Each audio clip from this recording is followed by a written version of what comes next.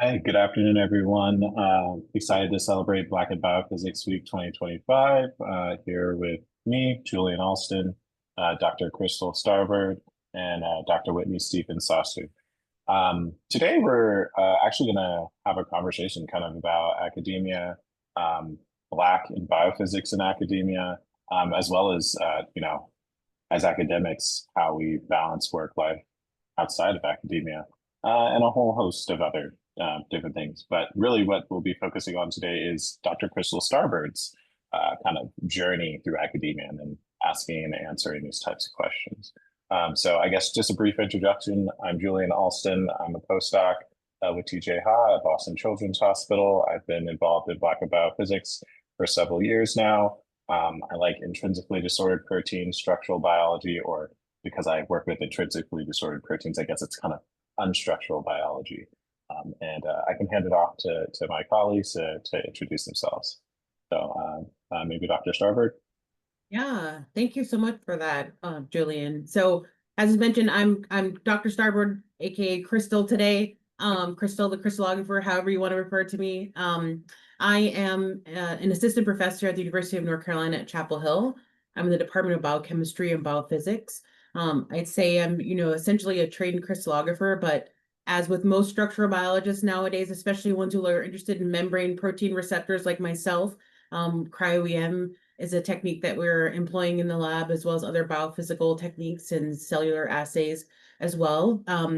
I went to undergraduate here at UNC Chapel Hill is where I technically got my degree, and did graduate school at Vanderbilt University, did a postdoc at Yale, and now I'm here. I've been here for 2 years now, since I opened my lab. Yeah.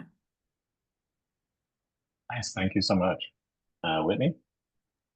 Hello.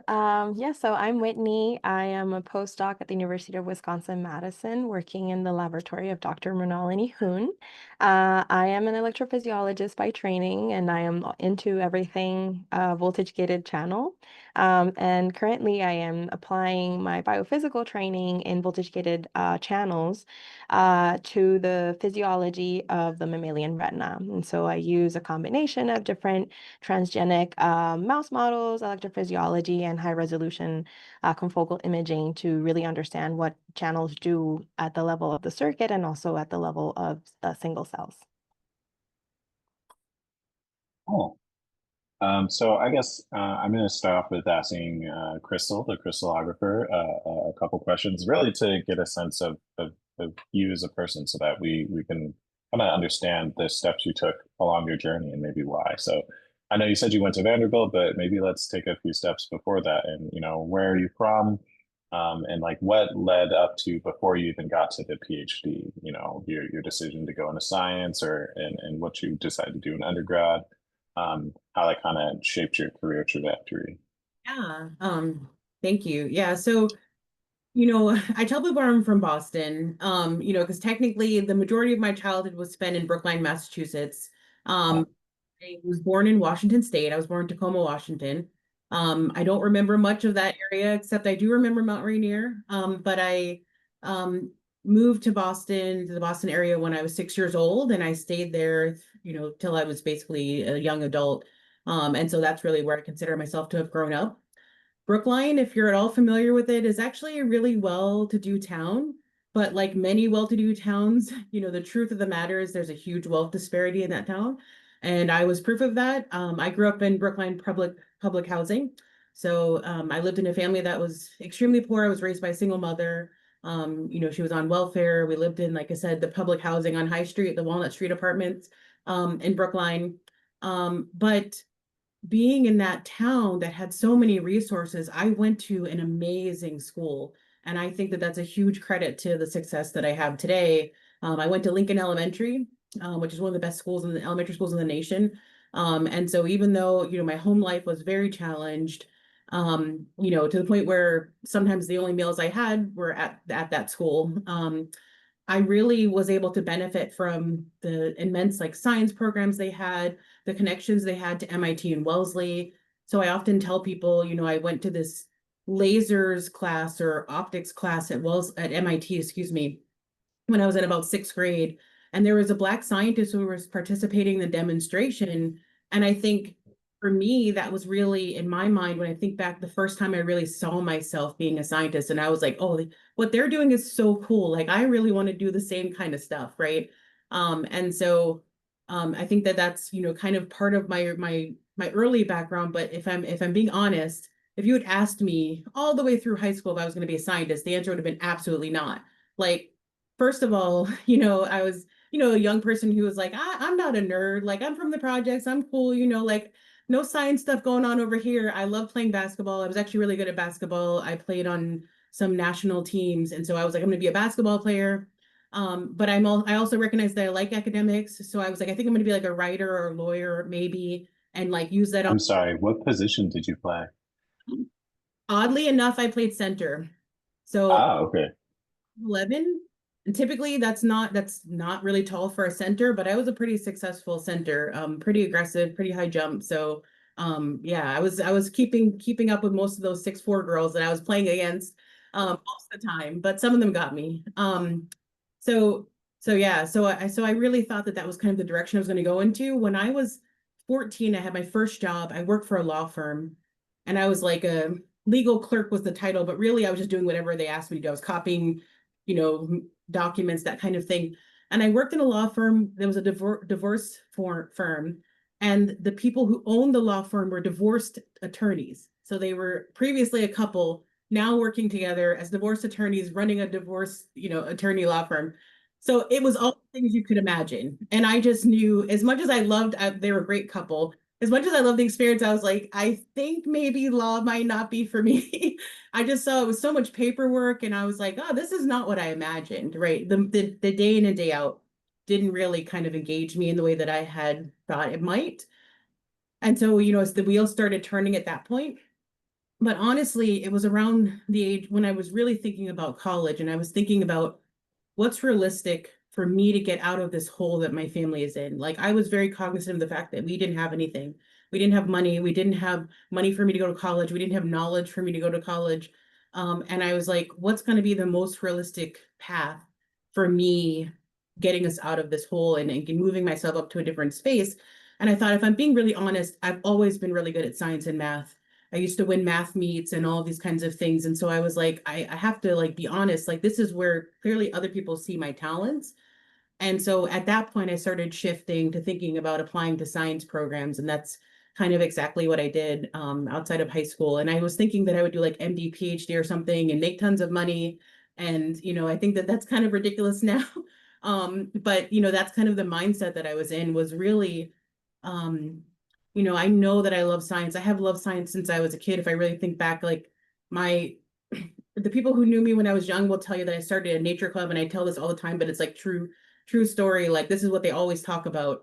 And I was like, hey guys, get excited about nature with me, like when I was in second grade. So it's like I love science the whole time, but I just didn't acknowledge it because in my reality, I thought, what's the most practical, right? Like clearly I want to become an academic. Clearly, I mean, I want to have academic pursuits. I want to earn degrees, but I can't just be like a writer or an artist in my mind. That's what I was thinking back then, because I needed something that I knew was going to ultimately lead to, some money. And in this time, it was the period when everybody was like, hey, go into science, STEM careers, like it was the thing, right? And I was like, I like science. I seem to have a propensity for it. This is what we're doing. We're going to make money, right? And yeah, the rest is history, I guess. So what about you? Yeah. I'm going to Yeah, it's really interesting because so I've seen you and we've interacted several times now before at conferences or at different uh like venues like this, and I didn't realize how like similar kind of our backgrounds were when you talked about like your first kind of like aha was in a physics class or like doing lasers. That was also one of my big like favorites. I took an honors physics course in high school, and one of our exams was we had a laser on one side of the room, and there was a target on the other side of the room, and we had to figure out where to position mirrors along the class in order to touch all of the walls, the ceiling, and the floor, and get it to land on the target. And your grade was determined by where she marked on the target, and I was like, wow, this is like so fun. And then I also played basketball in high school. I was a shooting guard. Um, And I was like, oh, I'm gonna go to college, I'm gonna play basketball. I wasn't lofty enough to think I was gonna get to the NBA, but like I was like, I want to go to college and play basketball. And then I liked science. I was always good at science and math, but I also wanted to be a lawyer. And I actually did like a summer law school. And I was like, actually, I hate this. What I like is I like reading things. I like reading a lot, but I don't actually like law, not reading law, not cases. And so I ended up going, hey, I want to make some money. Maybe I'll go be a doctor. And then I realized, I don't actually like the clinical side and seeing sick people. So what I want to do is like the background. I want to understand why people get sick and how we can fix that. And yeah, so it's funny because there was a lot of different things that we both had similar experiences with. It's almost, this is why I love this kind of thing though, right? Because unless we don't have these conversations in science a lot. Like you mentioned, we see each other at many places. We've even talked about life, how's the family, whatever. But how often do we really like talk about our backgrounds and stuff? And I think ultimately it's not only important for us to kind of make these connections, but it's also for the people who are, for the young people coming up to be able to be like, oh, I have those things in common as well. Yeah. It really allows people to see that they can, we're just everyday people like them, and they Right. can they can achieve these things too. I don't know, Whitney, did you have any Yeah. No, similar? I'm just shocked at how similar your origin stories are, like thinking of an anime like protagonist character. That is awesome. I'm just in awe. I like my background is just different because I'm originally from Puerto Rico. Single mom though. Single mom raised us and we struggled a little bit, but we were fine.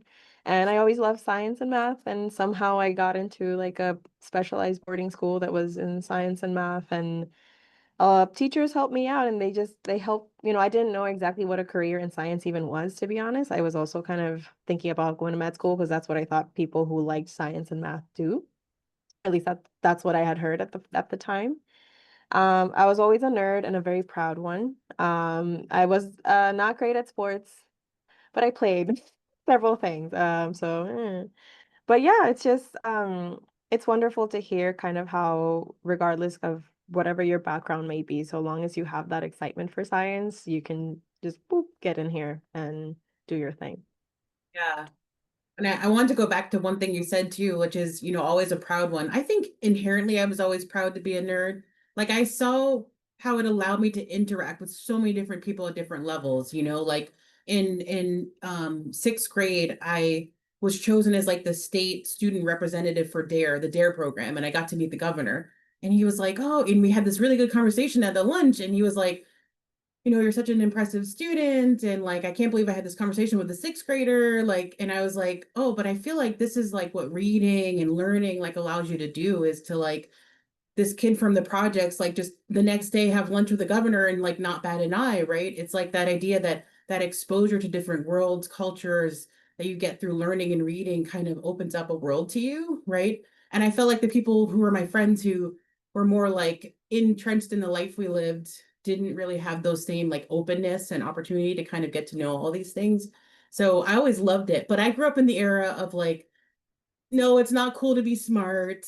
And, and especially like being in the area I was from, it was like, getting called all these names and so I definitely was like, let's try to take a little attention off of that, right? Like, guys, remember I'm good at basketball, right? Like, remember I can dance, like I'm on the step team, like, so that was kind of just the era. But I think today I tell my kids all the time, like, be just proud of everything about you. Like you, a unique individual is just everything about every individual person is just a unique like gift to the world in my mind, and getting to know all the different things about people, the things that are in common, the things that are different is like, I don't know, it's one of the things I love about this career in general. Like we get to meet people from all over the world, right, in science. So anyways. I Yeah, agree that's, oh, my bad, go 100%. ahead. Huh? No, my bad, go ahead. No, sorry. I was just saying, yes, like That is one of the things I enjoyed the most about science is exactly that feeling of being able to connect with absolutely anyone and have just, enjoy full conversations and experiences. And so one of the things, following up on kind of how you were saying that you might not have been in the right environment or potentially not have the right people surrounding you to that motivated you to go down, the path of science. But maybe you did. And so I wanted to ask you, did you have a mentor or several mentors that have definitively made a change in your life and contributed to the person you are today? Yeah, without a doubt. And I'll say many, but I'll say this is not an odd question. It's a good question, but it's an odd question to ask because one of them is on the line right now. And so I'm sure he knows I'm going to mention his name, um, but I didn't plan to go to Vanderbilt like for graduate school, right? So I was from the Northeast, again, not somebody who knew all about academic environments in schools, and I am very embarrassed to admit that I didn't even know Vanderbilt existed before I went to Abercam's conference the year that Maya Angelou was there. And at that conference, I met Walter Chazen from Vanderbilt and had an amazing conversation about science that they had there and the things that I was interested in, the things that he's interested in. And I was like, wow, like this is just such an amazing conversation. Where are you from? And so he told me about Vanderbilt and the programs, and I was like, this sounds so amazing, right?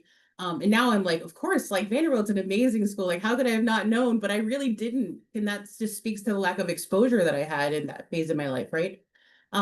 So I met him and I was like, oh, this is now I definitely want to apply here. And then obviously the rest is history. I ended up going there. But that interaction just sparked, a long-term relationship where he was somebody who was always sort of a mentor for me and somebody who's throughout my career, even to today, sort of gives me advice from time to time and roots for me from time to time and makes it clear that he's in my corner when I need it.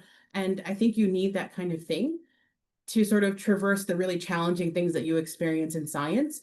But then there's many other people that I've experienced. When I early on in my life, my science teacher was also a coach for track and field. And he recognized that as smart as I was, I had a problem with not turning in homework. So, difficult home life, homework sometimes was a little hard to do. Um, but in my defense, it wasn't just that all the time. Um, but he was like, Chrystal, like I see in you somebody who works so hard. It's like so motivated in the sports, is so excited in science. You talk all the time in class, but you don't bring in your homework and that affects your grade. And so none of your work is being reflected like in what your performance is, right? And so he said, here's the deal. You can't talk in science class unless you turn in your homework, right?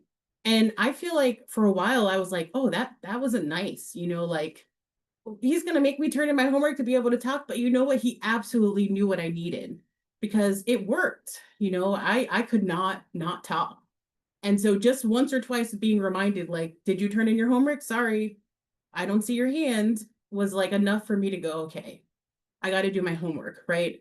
And so I started doing my homework, but then it was like the most amazing thing happened. It impacted how I showed up as an athlete. It impacted how I showed up in class.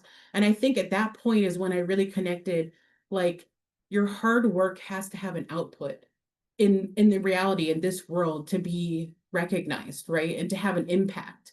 And that for me was like the change of like not being somebody who didn't really engage and do my homework and really have output to being focused on the output, right? So then from then on, I was like, what's the outcome? Like we started this nature club. What are we doing? Like, are we doing something that's impacting the community? I want to be class president. Like, what can I do? Like, what's my impact? And it's just like, and then throughout the years, like we kept in touch and he just always sort of encouraged me to tap into that part of myself that likes to start things but not finish things, right? And so, I have like early mentors like that kind of kept me on the right path, if you will, and encouraged me. He's also the person who first told me, like, you can definitely go to college, there's scholarships, that kind of thing. And so I had early mentors and I had mentors like Walter Chazen that I had, through graduate school and beyond. And I have mentors now that I reach out to that sort of help me on my journey now. But just generally speaking, I guess what I want to say is that mentors are not always in our field going to be scientists, right? So some of the strongest mentors I've had have been people that have nothing to do with science. And so I'll give one last example. When I was in graduate school, there was the woman who the maintenance woman used to clean the rooms, the lab rooms, like take out the trash in the evening. It was a woman who had 6 children, was just like, I don't know, she was just super wise, right? She's somebody who clearly, she is an immigrant in this country. She's somebody who clearly opportunity just didn't like align for her in her life, but was not somebody who didn't have lots of knowledge. She used to come every night and be like, oh, you're working so hard, when people didn't see me. And she would be like, oh, you look tired. Like, you got to do this to try to sleep better. Oh, you look this way, like, here's some recipes, whatever. Oh, I baked this. I thought you would like it. Like, all of those kinds of encouragement were actually, in my mind, a type of mentorship, because she gave me what I needed and what I was lacking in those moments. And so, yeah, anyways.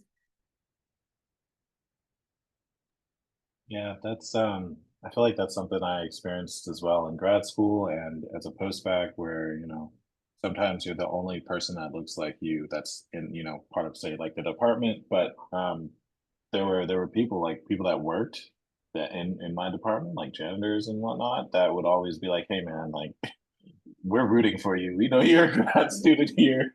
I see you working late. I'm here late too. I'm working hard, so you got to work hard for the both of us. And that always gave me a little bit of extra kick. I feel like to know that there were people who saw me and saw that there was something that I could become if I just kept working hard.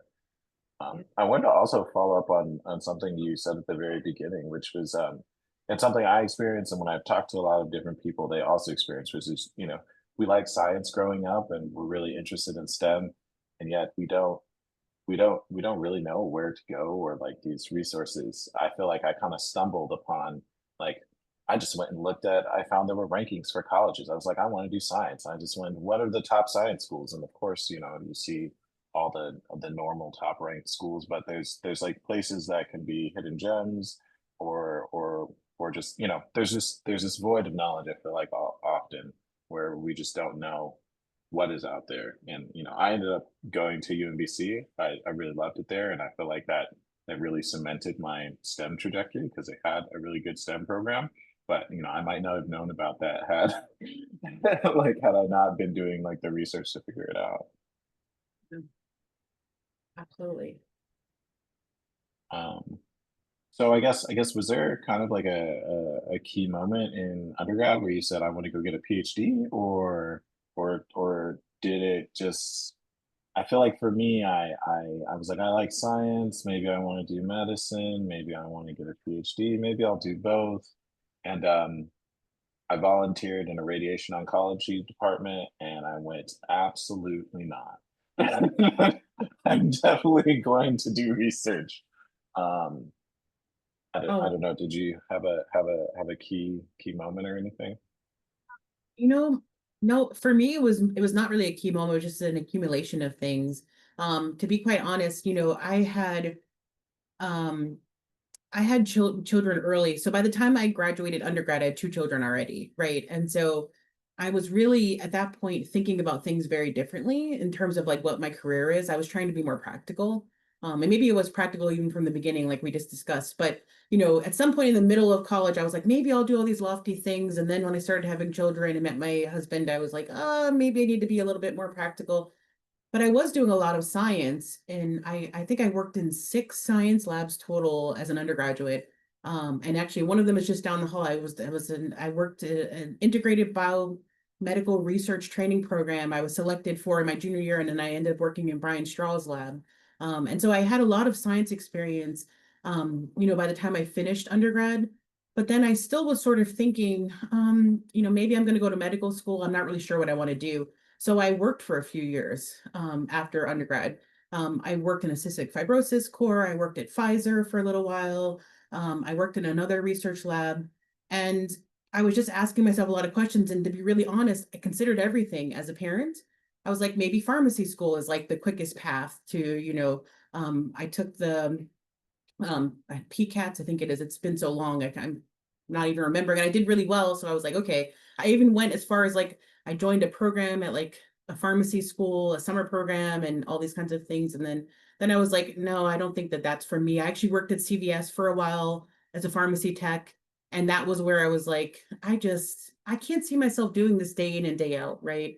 I just didn't like what the day in and day out looked like for that type of pharmacist. I now know, of course, there's many types of pharmacy careers, but that's kind of the view I had at that point. So then I was like back to, okay, medical school. But I really felt like medical school was impractical with the children. And so for me at the time, I was like, oh, it's managing them is hard. I don't want them to suffer for my choices. And for me wanting to pursue things. And I did love research. I mean, I was actively working in research labs. At the time, at this particular time, I was at Pfizer and I decided I'm going to apply to graduate school and I didn't get in. And so I was like, okay, well, I guess that idea didn't quite work out. But then I got a call from Pat Phelps, who started the UNC prep program.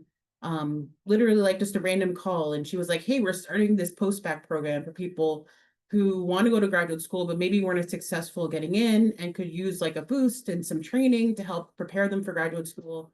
And I was like, you know what? I think that's perfect for me. At the time, Pfizer was, closing down their R&D where I was at. And so I would have to move. And so I was just like, you couldn't have called it a better time. I do want to try graduate school. And so I ultimately, signed up for the prep program, but it wasn't just like one moment. It was just, I knew I loved science. I knew I loved research at that point. I didn't fully even then understand though what research careers looked like. And so I often tell people when they cut people at Pfizer, I was one of the few people that, got an offer to sort of move on. For the most part, what I saw is they cut along the PhD line. And that was kind of an important lesson for me. Like what I mean is some people were being offered to move on, to go to St. Louis, Missouri, Ireland, et cetera. And some people were just being told, that they're being laid off. And the majority of people who got laid off by far were the people without PhDs, regardless of experience. To me, that was like writing on the wall. It was like, if you want to be doing science seriously, then a PhD is probably the way to go. And so that's what I did. I joined the prep program. After the prep program, 100% I was committed to an academic career. I just knew, like, once I had that exposure on the other side to what academic faculty do, and I had my experience working at Pfizer, while I loved it, it just wasn't aligned with what drove me in science, which was being able to sort of ask many new questions and direct sort of those questions. I just knew, like, after that, it was very clear. And people will tell you, I actually said when I was a prep scholar, I was going to be a faculty at UNC running a research lab, and here we are. So, yeah. I feel like I also did a lot of research in undergrad, and but I didn't necessarily know this was like the thing for me. And same, I did a post-bac where I was like, I'm gonna work full time and do research, and hopefully, this lets me know what it'll actually be like to work 40 hours, 50 hours a week continuously on like a project. And I was like, I actually love this. I could do this. The post-bacs really is what cemented my decision to continue. Where can I ask where you did your post-bac at? I'm just curious. I was at the NIH, yeah, NIDDK. Well, so I was in NIDDK for 2 years, and then I was in NIAID for 1 year. Okay. Yeah, I'm in the post-bac club as well. I also did a prep program at the University of Chicago, and echo essentially kind of that cementing moment. Though in my case, one of the things that I experienced as an undergrad, coming right out of high school, even the summer before going into undergrad, I had already started doing summer research through a, a high school apprenticeship program sponsored by the Department of Defense, which was pretty awesome. And I was like, okay, I know what I'm doing. I didn't really know much, but when I met my advisor, I realized that I wanted his career essentially because I felt like he had it all. Like he would teach, he had the lab, he'd be like an awesome mentor and just like words of just like profound wisdom. And I would be like, wow, like I want to be like that. But what actually happened to me throughout my undergrad was that I continued to kind of lose confidence in myself, because I continued to kind of compare myself to other people and yeah, and I felt like, okay, so I have like these really outstanding friends that are going to PhDs. I also want to do it, but I'm not exactly sure that I have what it takes. And to put the cherry on top, I had an unfortunate experience at a graduate recruitment event at a institution I will not name, that the program directors said, like, why do you think you can do neuroscience? You don't have this, you don't have that, and you should probably not do that. And I was like, what? So that took me a couple steps back, and the post-bac program helped me recover. And so I say all this to kind of ask you, Crystal, you've had so many experiences, and being a parent is now for me another one of those points in my life where I'm like questioning, like, am I doing the right thing for not just me, but all of us? And so I wanted to ask you, how have you managed those moments of just profound maybe insecurity or doubt or whatever feelings, negative, I guess, feelings that might be hampering you from moving forward in your life and career? Um, so I'm gonna answer that 100%, but I want to step back just a second and acknowledge that all three of us, who I think are all amazing scientists, I know I see you guys doing all these cool things, Mosaic, other grants, just excelling, and we all were products, if you will, of the post-bac programs, and these programs are ending. I literally just went to the last prep symposium at UNC last week, and it was super emotional because I realized like such a huge impact these programs have had. And so I just kind of wanted to acknowledge that out loud, that it's just sad to hear that these programs are ending, but I am confident that people like me and you guys being, products of that, will consider that in how we mentor, going forward. You guys will have your own labs, I'm sure, sometime soon. And so, for me, it's I bring in undergrads all the time and give them opportunities to work. I'm always working on trying to find funding for that, whether it's an organized program or not, like for them to come in and have those exposures, because I remember how important it was to have somebody who invested in me that way, or a program. And so I try to mimic that. And so I think my only sort of solace in thinking that these programs are ending is knowing that it made so many people like us who recognize the benefit of that kind of impact and that kind of investment. And so, yeah, I just hope we all continue it going forward. But to sort of answer your question, I'm going to answer it twofold. And I don't want you to be disappointed by my first answer, but I'm going to explain it. I'm going to be honest. Um, I have a lot of insecurities. I have insecurities around being a parent, insecurities around being a wife, insecurities around being a PI for sure. All these things. I have not had a lot of insecurities around my belonging in academic spaces. And the reason for that is not because I'm better than anybody or think I'm better than anybody or anything like that. It's absolutely not that. Um, it's I think from a really early age, sorry. Um, for those who can't see, my throat just tried to quit on me. No, from an early age, wow, it's really trying to. I was in a really bad situation. I had a single mom. Unfortunately, my mom was struggled with addiction. And so from an early age, I constantly heard horrible things about me and my family, right? You guys are not worthy, you're not good people, your mom's a bad person, all of these kinds of things. And so I think like it was ingrained in me to be like, no, you're wrong.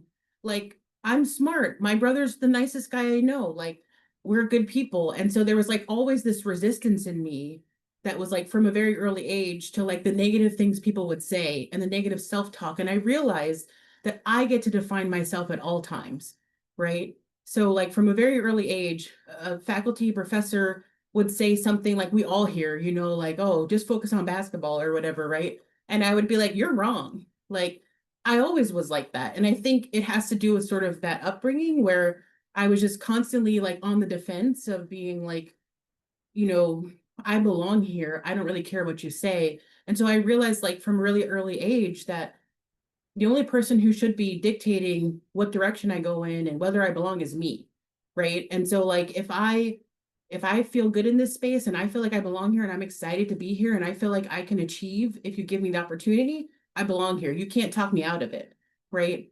And that's rare. And I realize that because obviously I talk a lot about things like, we call it like imposter syndrome. And I acknowledge that weird sort of childhood that I had sort of saved me a little bit from some of that. but it doesn't mean I didn't have doubts. So I want to be really clear, right? Lots of doubts, but I never thought I didn't belong. And I feel like that helped me at certain points because I definitely had all the things we have, do you really belong in this class? Do you even get it? Like, you're struggling because of this, all of those things, right? That make you, all those things that poke at you and make you doubt yourself and doubt whether you belong. I just was so naturally resistant to those things. I was like, if you say something like that, I know I don't trust you, right? If I fail in one space and you automatically tell me I'm not good enough, then I know I don't trust your judgment. And that was just the line that I drew, right? But not everybody obviously is able to do that. So then I'll talk to like, like in general, like the doubts that I experience in other spaces, right? Like, and sort of how I deal with that. For me, it's always been about like moving forward, like one step or another. Like generally speaking, I check in with myself, am I happy? Am I achieving whatever? But if I know I'm working hard every day, I accept that that's the best that I can do. So what I mean is I see things in increments, right? So maybe today what I'm doing is not enough and I feel like it's not enough, right? But I'm also doing the best that I can today. So if I keep doing each day the best that I can, then I think generally that I will get to the point where I want to get to, right? Which is to achieve XYZ thing that I think is unattainable potentially, right? For me, it's all about like breaking it up and just moving forward. And that's true in parenting, like your child has a temper tantrum today. You lost today. Like, right? Like you did not win today. The child, it was a mess, right? But then overall, my children are happy. My children are now in college. Like I have to let myself know that every day I'm trying my hardest. And as long as I keep reassessing and trying my hardest and like being able to pivot where I need to, and I'll make the mistakes. I guess I'm saying I accept mistakes, right? For the bigger picture, because I focus on the fact that I'm like dedicated to this. I lost today because my child had a temper tantrum, but my child knows I love them. Like that's where it's really important, right? So today we're not on good terms. My preteen is not feeling me. We're not on vibing on the same energy, but my preteen knows if anything really happens, I know he knows that I love him. And that's like the real important thing. So I try to focus on that.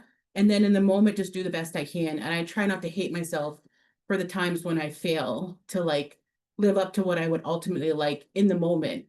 But what I really focus on is if I fail overall, then that's really hard for me. Like, I guess what I'm saying is I can accept those like momentary, like, not good today, not good tomorrow, having a moment. But I always ask myself, like, have I been doing the right thing for the last year? And usually the answer is yes for most of us, right? Because we're not quitters, we're not people who are not trying, you know what I mean? So it's like, if that's okay, then overall, I'm gonna be okay, right? One of the things both of you talked about was having kids. And I just had a baby girl, 6 weeks ago. And oh man, I would love tips on work-life balance. I feel like I used to work so much, and now I'm like, well, I need to go home so I can see my baby. And but it also presses on me that, especially as a postdoc, kind of in this critical time where I need to be producing, and so it does weigh on me. I've cut back my hours a little of what I was doing, which was kind of ridiculous hours in hindsight, to be more balanced. But now there's still like a pressure to produce at what I was doing before. But now I'm like I have to have balance. So what have you all done? Yeah. A couple things. I think that pressure, and this is not me saying become parents because parenting, as everybody in this room knows, is really hard, right? But parenting, I think that pressure will ultimately over time force you to be more efficient, right? That's what I found happened for me, right? Initially having kids, when I had my third child, for example, when I was in graduate school, I noticed a shift in my productivity, but it was that constant, like, I want to be more productive. I don't want to be failing in this space. That made me think, oh, how can I plan my experiments differently? Maybe I don't go to lunches anymore. And that kind of stunk, not hanging out with my colleagues as much. but I did it some, but like I had to make adjustments, right?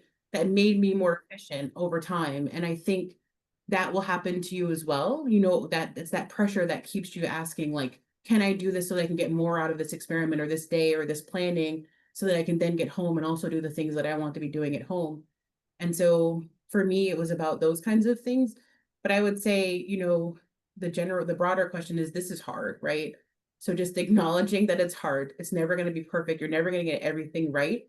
And I think for me, you didn't really ask about this, but balancing parenting and our science is about being able to pivot again, like when you need to, being able to sort of shift your priorities to what really needs your attention in the moment. So maybe you're trying to get some applications out and you've got to spend some extra time writing. So there's a little less time to do things right now at home. But then when your applications are out, are you then shifting to spend more time doing things at home, you know, in a dedicated way and trying to create that overall balance, right?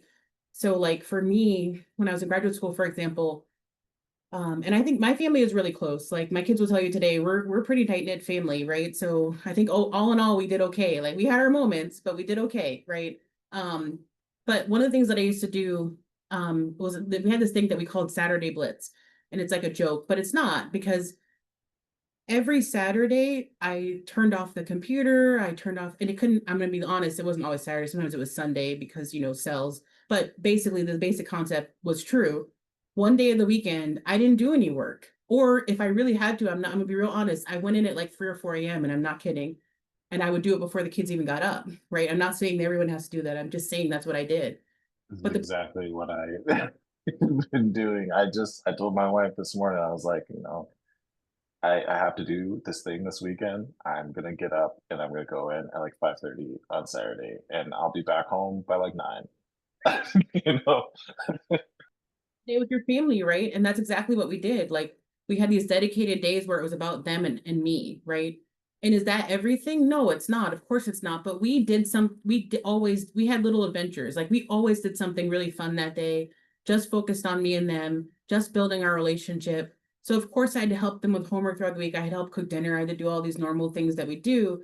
But it's like having that dedicated time allow us to always have these memories even when things were busy of like them and us together. And that, like you just said, Jhullian, did require some sacrifice. But, you know, the reality is that there's a little bit of that always in parenting, right? If you're going to manage a career in parenting and what that sacrifice looks like, it's different. I'm not saying everyone has to be in lab at 4 a.m. doing all this stuff every night. That's unsustainable, right? You got to protect yourself and take care of yourself as well. But sometimes those are the kinds of choices that you make to ensure that the things that you really prioritize are at the forefront, right? So if I can get in at 5:30 because I'm a morning person and get some cell culture stuff done, and then I can spend the rest of the day loving on my family, then that's what I'm going to do, right? What about Yeah. you? Yeah, I want to say like, my experience is a little bit different in that I went from not having children to having two stepchildren and then having my own biological son, with my husband. And so there was a lot of drastic shifting of my days because all of a sudden I had these children that craved time with me. And I was like, I don't know how to deal with this because I also am a grad student and I have to finish all these things and all this stuff. So but I do want to say that essentially you learn how to manage your time better because you absolutely have to. There is no other choice. And so it'll take a while you gain your rhythm, and you feel like you've got this. And I feel like that's absolutely normal because you're an entirely different being now, after becoming a parent. Even a step parent is like, whoa, I gotta, reflect on what I want for our family. But essentially you'll just figure it out. And of course, 100% want to highlight everything works out so long as you have the right partner.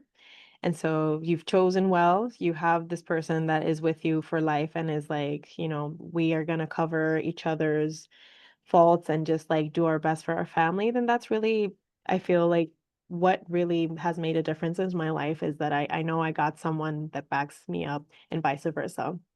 And that makes even the battles with the children much easier than, thinking that I have to deal with that solo.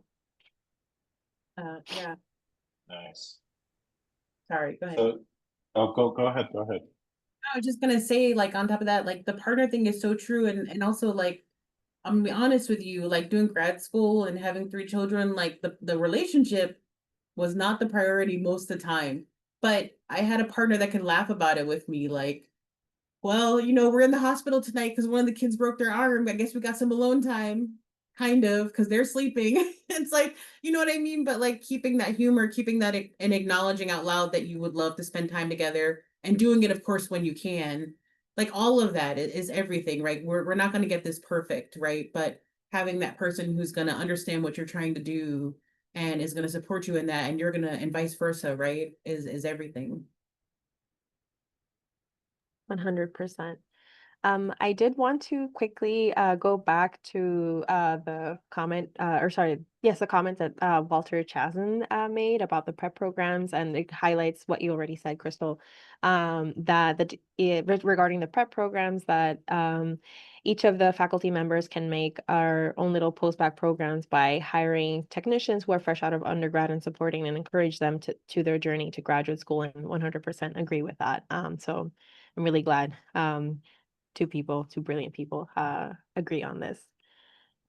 So we're getting close to our time. So Julian, I wanted to put you on the spot. What would be kind of the final question you have for Chrystal?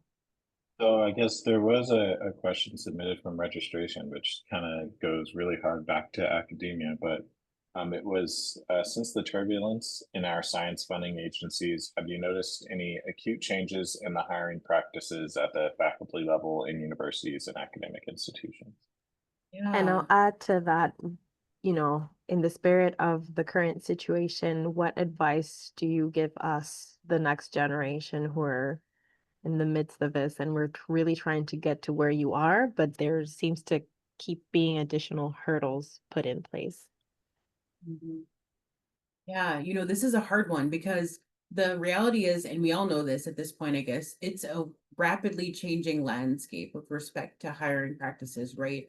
And so, universities that have sort of hired faculty the same way every year or trying to make adjustments have suddenly dealt with like unexpected budget changes, and they're asking, can we even hire? In some cases, they're stopping hires midway just because they're faced with like rapidly changing situations that it's really hard for them to plan, because typically when you're hiring someone, it's a huge investment in the department. It's an investment in time and people interviewing people. It's an investment on the part of the candidate, right? Coming and doing all these interviews and really telling you about their program and sharing their vision with you. It's an investment, and it's a huge financial investment.